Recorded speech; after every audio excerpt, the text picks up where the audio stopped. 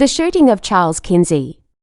On July 18, 2016, Charles Kinsey, a mental health therapist, was shot in the leg by North Miami Police Officer Jonathan Aledda.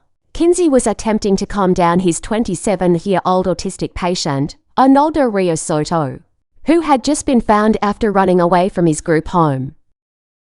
Police encountered the pair while they were searching for an armed suicidal man, which neither of the two men fit the description of. After being commanded by the officers, Kinsey laid on the ground with his hands in the air, the universal sign for I surrender.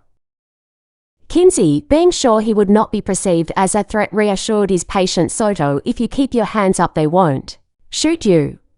Moments later, Officer Aledda shot him. Kinsey asked Aledda, "Why did you shoot me?" to which he replied, "I don't know." Aledda alleged he thought the patient, Rios Soto, had a gun and was holding Kinsey hostage, and that he was attempting to shoot Rios Soto and not Kinsey. A witness to the shooting told the Associated Press that when police arrived, he grabbed binoculars and saw that the autistic man seated in the road next to Kinsey was holding a toy truck.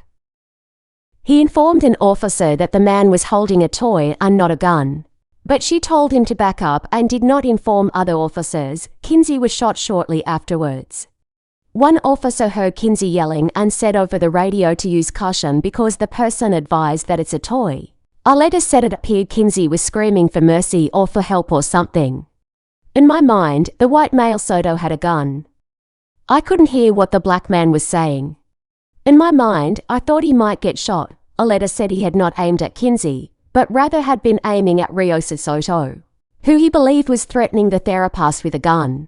Kinsey said that after he was shot, police turned him on his back, handcuffed him, and left him bleeding on the road for 20 minutes, and that police did nothing to stop Kinsey's bleeding before an ambulance arrived.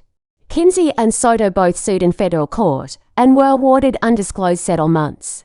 Over a year later, Aledda was charged with attempted manslaughter and negligence. The trial ended in a mistrial. A second trial found Aledda guilty of negligence, but he served no time. He retired in 2019.